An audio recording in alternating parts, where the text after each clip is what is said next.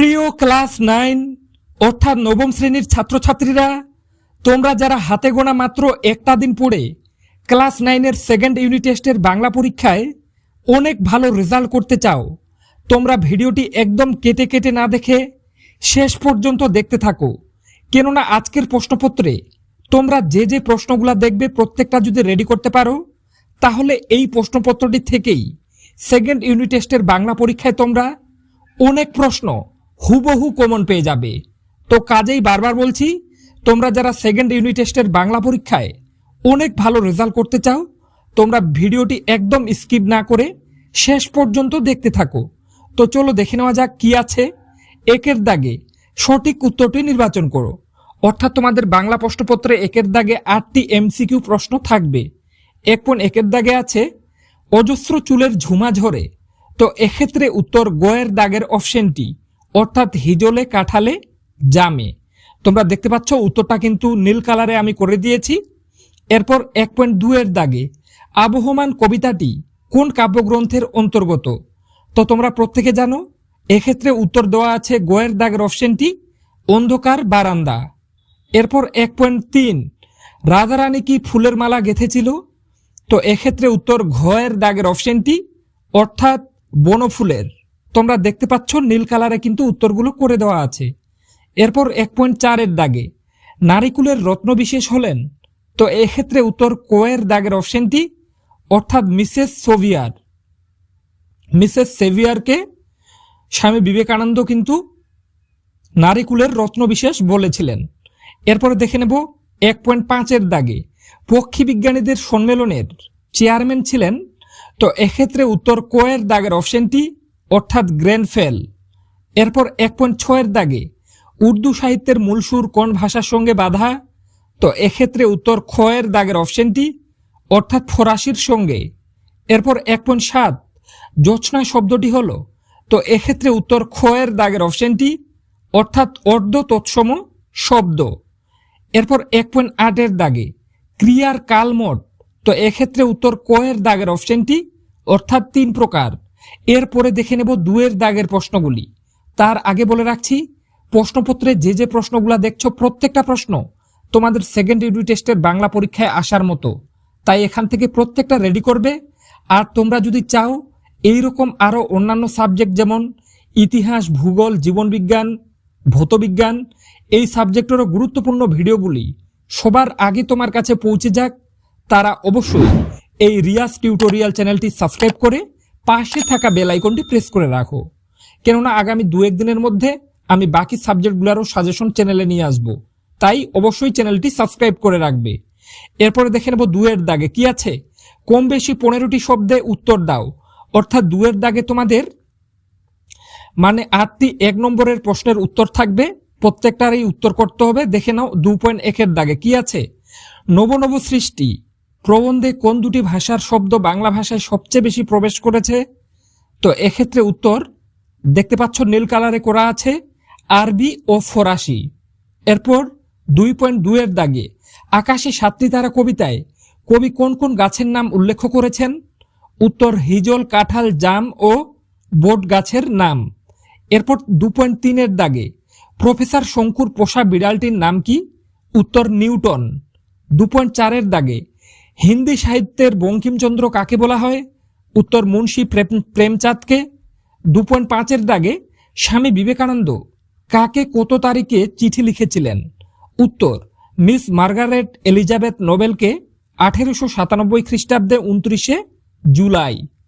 এরপর 2.6 এর দাগে নিজের পরিচয় জিজ্ঞাসা করাতে রাধারানী কি বলেছিল?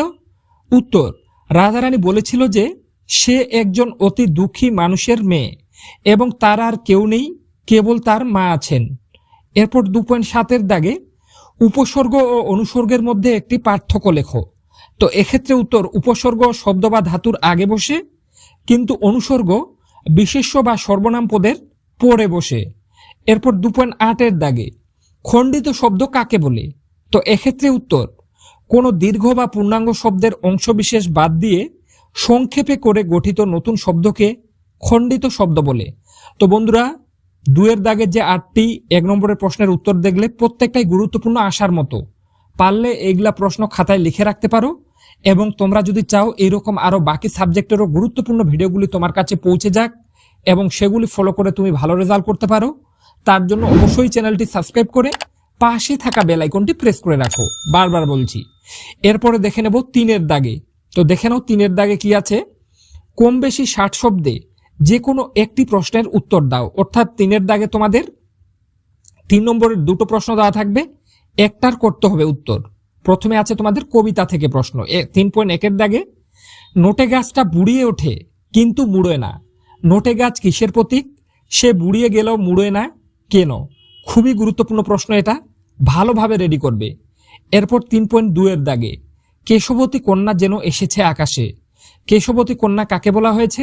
তাকে কেশবতী কন্যা বলা হয়েছে, বলার কারণ কি? এটা তোমাদের আকাশে 7টি তারা কবিতা থেকে। এই প্রশ্নটাও কিন্তু খুবই গুরুত্বপূর্ণ। প্রথমের প্রশ্নটা আবহমান কবিতা থেকে এবং দ্বিতীয়টা আকাশে 7টি তারা কবিতা থেকে। এই দুটো যদি রেডি করতে পারো, আমি গ্যারান্টি দিয়ে বলতে পারি দুটোর মধ্যে একটা 100% কমন পেয়ে যাবে। এরপর 4-এর দাগে কি আছে? কম বেশি 60 শব্দে যে কোনো একটি প্রশ্নের উত্তর দাও। অর্থাৎ 4-এর দাগে তোমাদের 3 নম্বরের 2টো প্রশ্ন দেওয়া থাকবে, এখানে তোমাদের গল্প থেকে। তো দেখে নাও 4.1-এর দাগে তাহারা দরিদ্র কিন্তু লোভী নহে, তাহারা কারা? কোন প্রসঙ্গে এই উক্তি করা হয়েছে? এই প্রশ্নটাও খুবই গুরুত্বপূর্ণ, ভালোভাবে রেডি করবে। 4.2 কিন্তু বিঘ্ন আছে বহু, বিঘ্নগুলি কি কি? খুবই গুরুত্বপূর্ণ, এটাও ভালোভাবে রেডি করে যাওয়ার ট্রাই করবে। এরপর 5-এর দাগে কম বেশি 150 শব্দে যে কোনো 2টি প্রশ্নের উত্তর দাও। 5-এর দাগে তোমাদের 5 নম্বরের 2টি প্রশ্নের উত্তর করতে হবে, 3টা দেওয়া থাকবে। তো দেখে নাও 5.1-এর দাগে রাধারানী পাঠ্যাংশ অবলম্বনে রাধারানী চরিত্রটি ব্যাখ্যা করো। এই প্রশ্নটা এবছরে তোমরা 100% কমন পাবে, তাই ভালোভাবে এই প্রশ্নটা রেডি করবে। পরীক্ষায় এসে গেছে, এতটাই এই প্রশ্নটা গুরুত্বপূর্ণ। সারা ইউটিউবে বন্ধুরা তোমাদেরকে এমনভাবে কেউ বলবে না। তাই যদি ভিডিওটি ভালো লেগে থাকে এবং চাও এরকম আরো অন্যান্য সাবজেক্টেরও ভিডিওগুলি পৌঁছে যাক, তার জন্য চ্যানেলটি সাবস্ক্রাইব করে রাখতে একেবারে ভুলবে না। এরপর 5.2-এর দাগে আবহমান কবিতাটির মধ্যে কবি চিরকালীন জীবন স্রোতের যে চিত্র অঙ্কন করেছেন তার পরিচয় দাও। এই প্রশ্নটাও খুবই গুরুত্বপূর্ণ, ভালোভাবে রেডি করবে। এরপর 5.3-এর দাগে ধর্ম বদলালেই জাতির চরিত্র বদলায় না, প্রসঙ্গ উল্লেখ করে তাৎপর্য বিশ্লেষণ করো। এটা গুরুত্বপূর্ণ। এরপর 6-এর দাগে কি আছে? কম বেশি 150 শব্দে যে কোনো একটি প্রশ্নের উত্তর দাও। 6-এর দাগে তোমাদের 5 নম্বরের 2টো প্রশ্ন দেওয়া থাকবে, একটির উত্তর করতে হবে। কোরভাস থেকে তোমাদের কিন্তু প্রশ্নগুলো থাকবে। তো 6.1-এর দাগে আছে মেলিফাউল ও গ্রিপ পাখির বসবাস ও আত্মরক্ষার কলা কৌশলটি বর্ণনা করো। মারাত্মক গুরুত্বপূর্ণ প্রশ্ন, ভালোভাবে রেডি করবে। এরপর 6.2-এর দাগে আছে কোরবাসের মানব সুলভ বুদ্ধিমত্তার পরিচয় দাও। কোরবাস থেকে এই 2টো প্রশ্ন রেডি করতে পারলে আমি আশা রাখছি একটা কমন পেয়ে যাবে। সারা ইউটিউবে বন্ধুরা তোমাদেরকে এমন ভাবে কেউ বলবে না। যদি চাও এই প্রশ্নগুলোরও উত্তর করে দিই, তাহলে অবশ্যই কমেন্ট সেকশনে কমেন্ট করে জানাবে। আর যদি তোমরা মনে করো এইরকম আরো বাকি সাবজেক্টেরও ভিডিওগুলি তোমরা পেতে চাও, তাহলে আমি কিন্তু অলরেডি আমার চ্যানেলে জীবন বিজ্ঞান, ইতিহাস এবং ভূগোলের প্রশ্নপত্র আপলোড করে রেখেছি। তোমরা যারা সেই ভিডিওগুলি দেখোনি তাদের উদ্দেশ্যে ডেসক্রিপশন বক্সে লিঙ্ক দিয়ে রাখবো। অবশ্যই ডেসক্রিপশন বক্সের লিঙ্কে ক্লিক করে জীবন বিজ্ঞান, ইতিহাস এবং ভূগোলের প্রশ্নপত্রটি দেখে নিও। সেখান থেকে তোমরা কিন্তু প্রায় প্রত্যেকটা প্রশ্ন কমন পেয়ে যাবে। তো আশা রাখছি ভিডিওটির মাধ্যমে উপকৃত হয়েছো। ভিডিওটি ভালো লেগে থাকলে অবশ্যই চ্যানেলটি সাবস্ক্রাইব করে রাখবে। তো আজকে এ পর্যন্তই, দেখা হবে নেক্সট কোনো ভিডিও।